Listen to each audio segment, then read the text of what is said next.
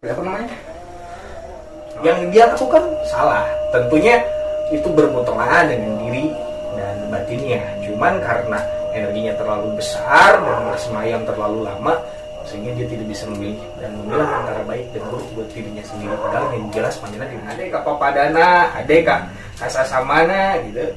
Kan terlucunya orang Sunda jeung Sunda pas ya ngomong we Sunda nyatu we di tanah air yang sama pasti aja yang dulur sorangan.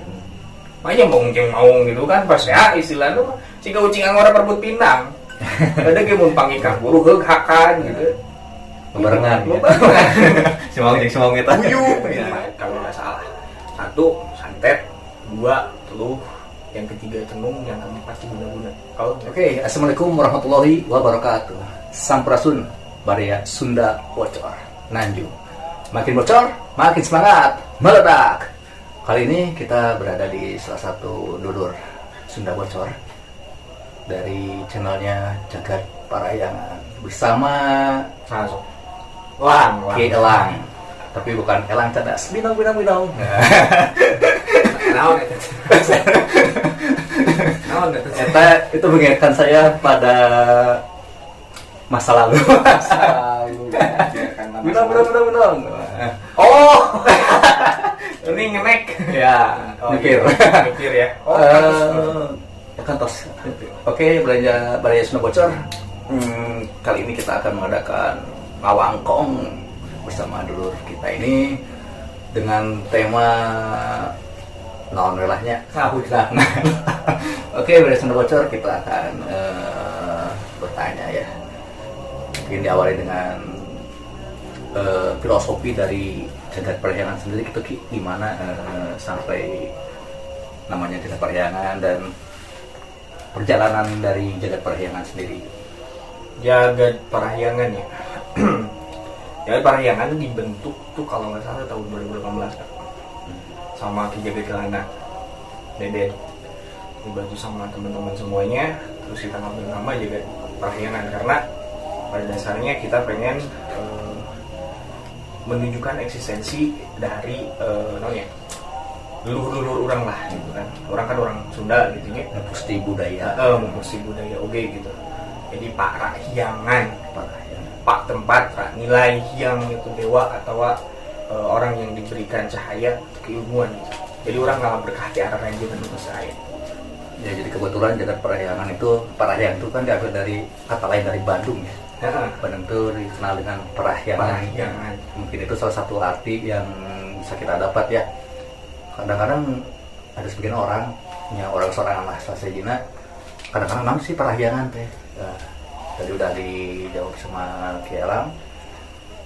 Eta Ki Elang 2018 ya. 2018 awal perjalanannya, terus mungkin dari ini konsepnya atau itunya gimana ini? Ya, arah konsepnya. Kita bikin itu kan ya, kan istilahnya gini kak. Duluan ya Jagat Kelana sama teman-teman pengen ngehijikeun lah, karena kita rehes oge. Maksudnya rehes ada keinginan untuk mengembalikan eksistensi nilai-nilai kaulinan leluhur anu penuh dengan filosofi lah, selain tino aspek-aspek metafisik. Acan oge nilai-nilai kebudayaan anu dibukakeun loba pisan ajaran pikukuhna gitu nya. Kata makan Bandung Parahyangan itu kan istilahnya lamun cek urang mah iya nya seseorang yang geus muncak atau geus menang karena kemandalaan dirinya, dimana anjeunna geus bisa memberikan keilmuan kepada orang lain. Ra itu kan biasanya dimaknai sebagai sinar atau matahari atau sebuah nilai. Jadi fa itu tempat, Pak Rahyang itu tempat. Nah Rahyang Ra itu panon poe yang nu nyampaikeun ajaran itu. Jadi lain namanya matahari, tapi filosofi dari matahari adalah yang memberikan cahaya, yang menyinari lah, yang menyinari gitu manusia. Makanya diambil lah Jagat Parahyangan. Jadi jagatnya kan iya nanya tempatnya Parahyang, Jagat na Parahyang gitu. Tempatnya Parahyang itu.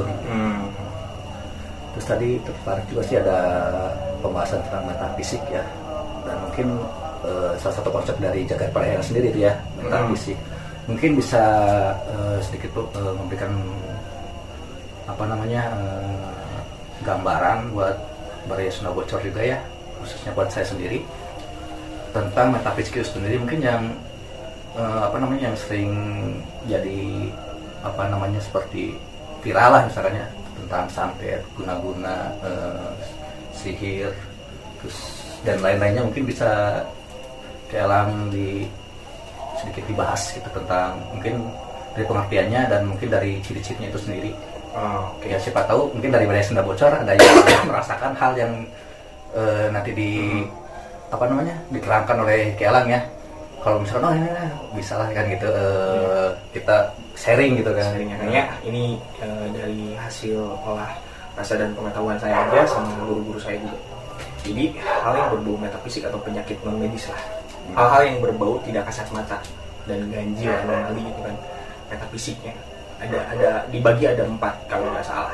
1 santet, 2 teluh, yang ketiga tenung, yang keempat guna-guna kalau nggak salah. Ada 4 ya, ada 4 aspek. Santet itu energi negatif yang dikirimkan untuk membuat seseorang agar misal sakit, agar misal dia tuh pisah sama keluarganya, misal dia dibenci sama orang, usahanya bangkar atau apapun itu yang berbau negatif kita nggak akan dalam bentuknya.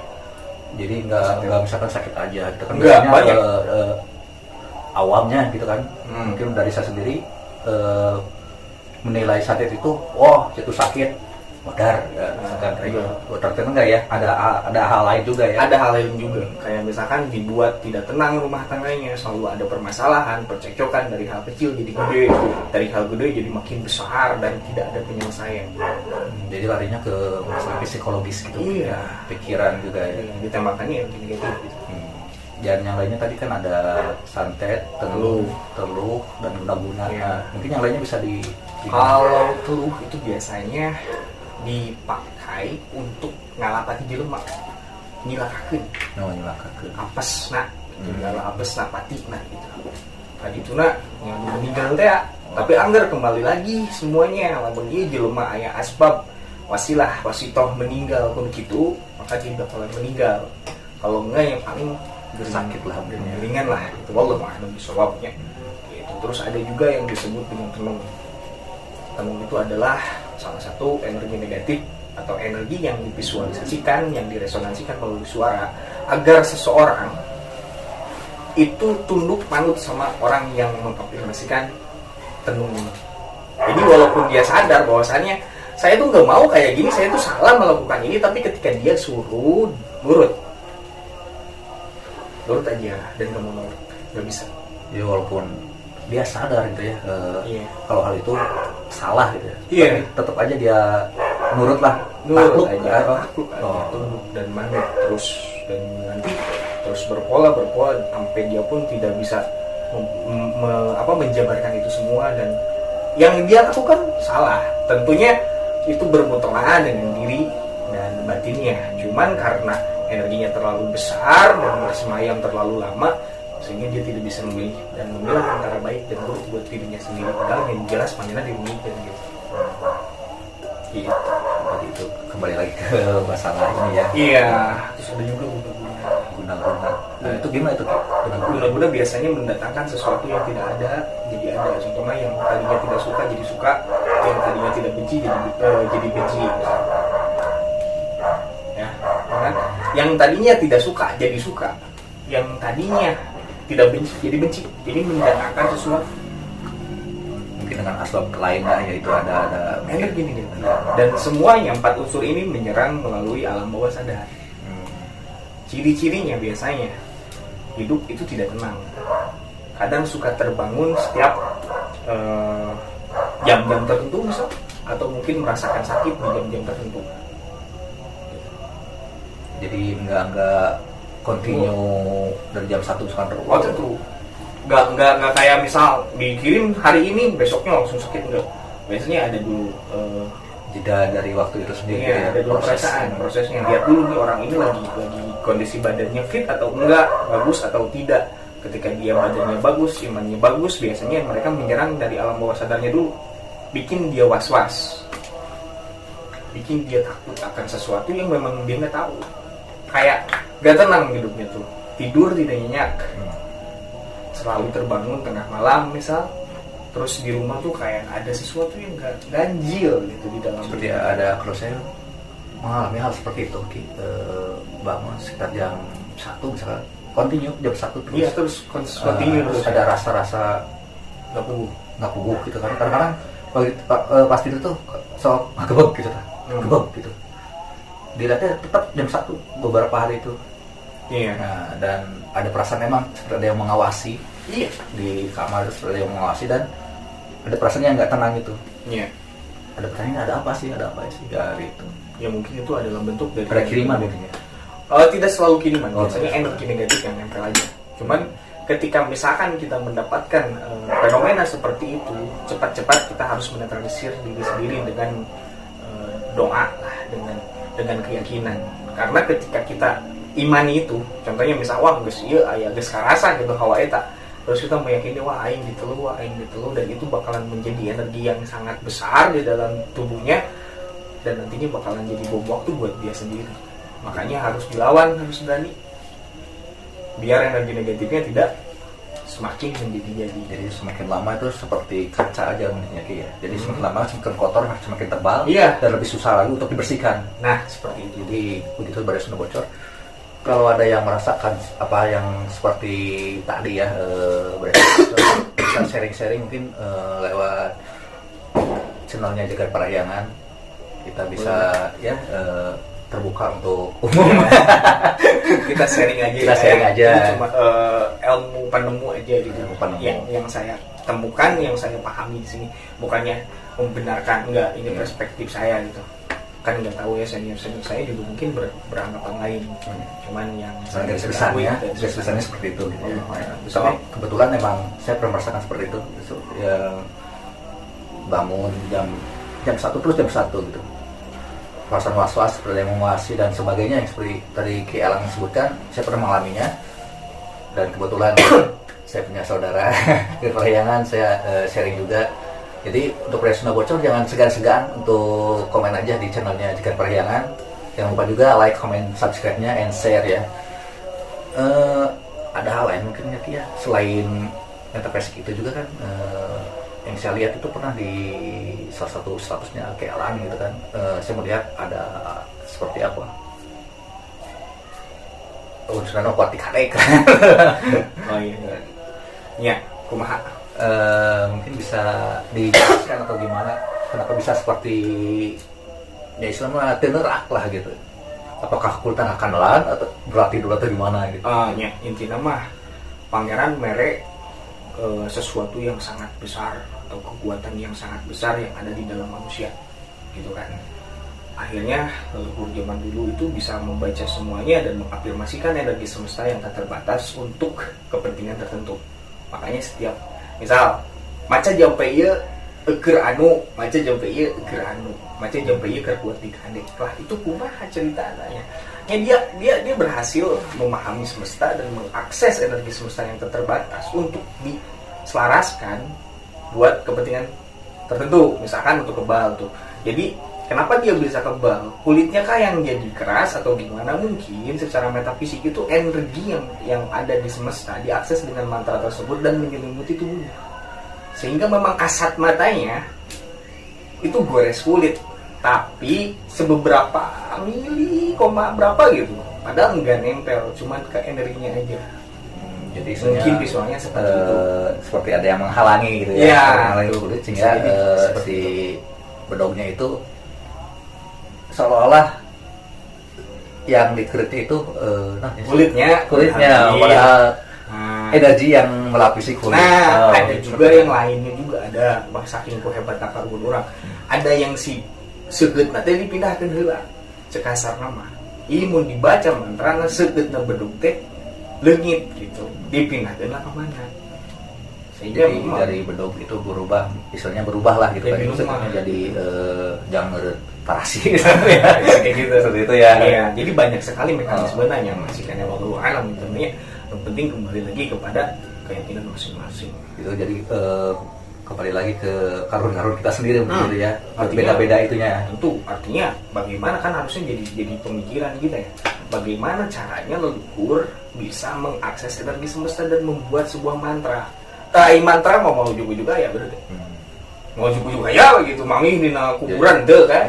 Mungkin itu direkese lah dengan cara meditatif, dia berdoa, memahami energi alam, memahami aji-aji diri. Nah, sebagai manusia, sedulur papat kali pancarna, saderek saling cai, sedeng awal di bumi, nah, dia pahami itu, akhirnya bisa mengakses itu semua dan menyelaraskan ke kepentingan apapun.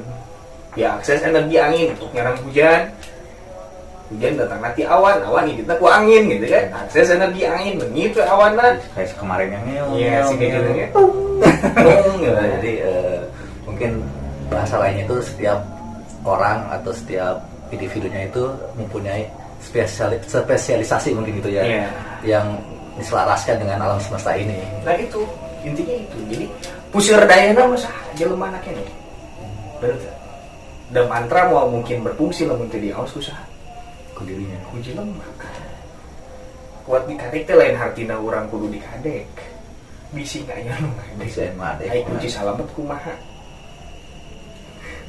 ya hade meureun hade ka papadana hade ka sasamana gitu. Jadi, kan terlucunya orang Sunda jeung Sunda pasti ya ngomong we Sunda nyatu we di tanah air yang sama pasti aja yang dulur sorangan makanya maung gitu kan pasti ya istilahnya jika ucing angora perebut pinang ada yang mau panggilkan guru hakan gitu barengan semang kita uyup gitu kan gitu.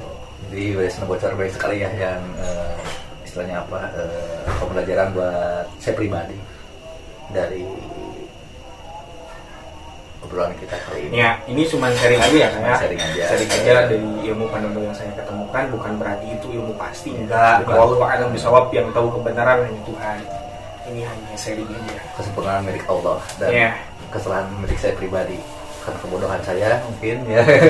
Jadi nggak ada salahnya kita untuk sharing-sharing, untuk ya saling berbagi gitu ya, saling berbagi. Dan kuncinya alhamdulillah dengan silaturahmi kita bisa sharing ya, bisa berbagi pikiran, bisa mulung ilmu mah di saha we. Nah, ini mungkin salah satu ilmu dari Kelang untuk saya pribadi. Bari ngarokok. Oh, ini bari ngarokok. Baraya sudah bocor ngopi heula. Itu jadi banyak sekali ya metafisik yang metafisik. Sebenarnya di Nusantara kan di Sabang tapi Merauke itu semuanya sangat-sangat kental dengan hal yang berbau petik dengan tata cara ritualisasi. Cuman kan tujuannya sama, tapi caranya beda. Matakan cekal orang sok ngomong ciri sebumi cara saya sok beda. Gitu. Tapi tujuan mah sarua wae. Kesahan nih aku sih ngomong. Kalau bahasa kerennya itu dari saya dapat dari Italia. Banyak jalan menuju Roma. Oh, itu. Jalan menuju Roma, tapi tujuannya tetap aja Roma gitu. Tapi jalan-jalannya berbeda. Iya, tapi tujuannya sama. Nah, perbedaan itu harusnya jadi sebuah asbab untuk menyatukan kita. Dalam menjelma sarua kabeh da lain boy beda tuh bosen geuna ya. Gitu ya. Gitu kan? Ayeuna mah bineka tunggal ika teh, ayeuna bineka tunggal teuing. Nah, jadi bineka tunggal teuing. Jadi enggak ada istilahnya apa? Persaudaraan itu mungkin bukan enggak ada, tapi mungkin berkurang. Nah, makanya eta aya nu ngadeskreditkeun jeung nu ngaleutikeun kan. Makanya orang Sunda kadang sok ieu nya sok paduli mah. Tuh kadulur sorangan lah tong kabatur gitu ya. Jadi seolah nate lawan kata dari dulur teh batur itunya. Berarti kabatur mah bae lah bodo amat tapi kadulur menang. Padahal eueuh sebenarnya mah batur alus dulur alus. Kenapa orang kudu boga pemajikan cenah eta batur hirup gitu. Batur hirup. Lain dulur hirup. Batur hirup. Batur itu adalah seseorang yang menemani kita.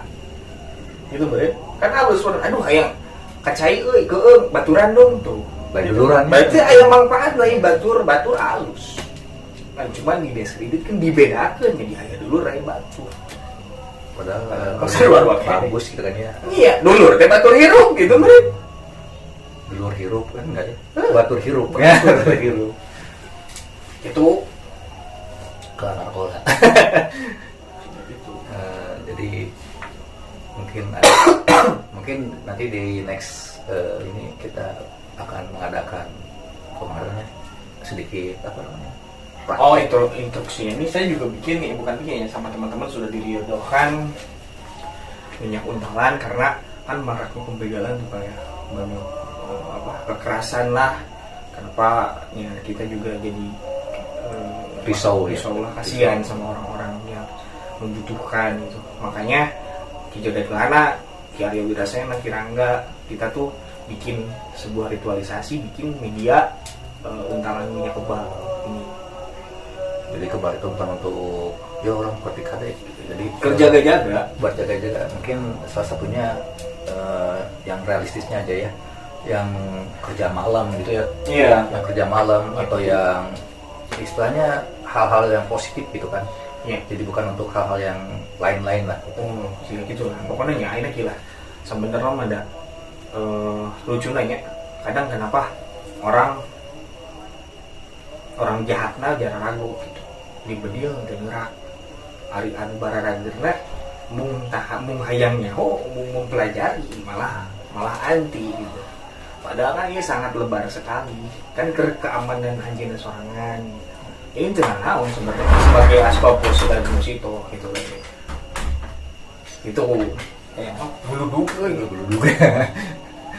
Jadi gitu ada sambutan dari Gogok. Gitu. Jadi kita ambil positifnya gitu kan. Ambil positifnya. Jadi ya mungkin yang seperti katakan tadi ya, kita mau dipakai buat apa kan gitu. Tapi kalau misalkan kita berpikir positifnya, ya ini untuk penjagaan gitu kan, untuk penjagaan sebagai asbab juga keselamatan. Apalagi zaman sekarang udah banyak yang seperti dibilang Ki Elang tadi, pembegalan atau seperti apa gitu kan. Yeah. Istilahnya gini, penegak hukumnya cuman punya pisau, penjahatnya boga bedil. Ya berarti kita kan harus lebih dari si penjahat gitu ya. Kita mau kan kayaknya hayang salamet tuh orang kudu wanti-wanti kudu aya usikna, kudu aya malikna gitu. Kita ujug-ujug bisa apa nih jeung orang kobra rek macok angan sapura ngandalkeun keyakinan pan kudu nyicet bener. Ya.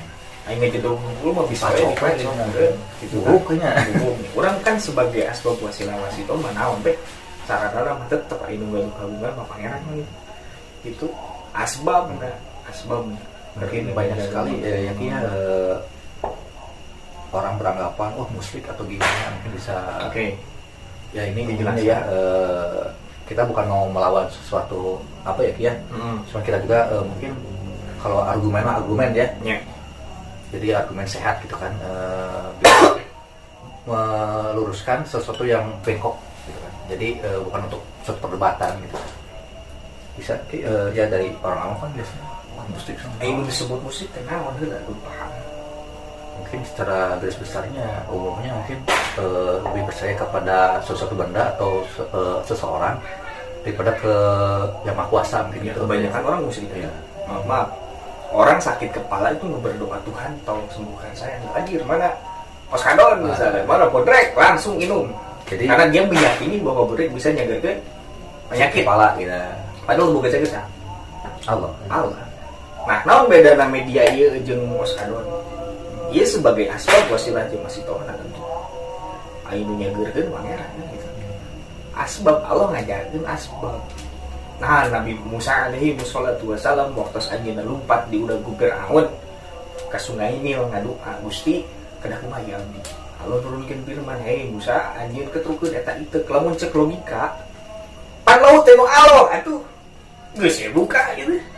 Buka lautnya kan wow itu ya halo kawasan abet nitah ngetrukeun eta itu artinya Allah ngejalkeun bahwasannya asbab wasilah wasito aya di mana aja asal laut merah iya Sungai Nil ya asal kayak kita manteng ka Gusti kan ieu meureun Gusti syariatna itu ya eta mah hakikatna mah Gusti kumaha bae ketrukeun meulah we lautna itu.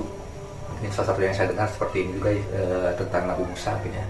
Nabi Musa sakit perut, Allah memerintahkan untuk mengambil salah satu daun dan memakannya karena keyakinan Nabi Musa kepada Allah, sembuhlah Nabi Musa. Iya. Tapi di saat beliau sakit perut kembali, dadas apal ya, ku daun senang. Ambil daun itu dimakan, anggarnya dibeuteuh. Aing nu boga cager. Jadi mungkin salah satu pelajaran dari kisah Nabi Musa tersebut mungkin tetap Allah yang ininya, syariatnya, asbabnya daun tersebut. Ya nggak ada bedanya sama oskadon tadi. Ya, obat gitu kan. Menta ubar ka ajenga, non menta cai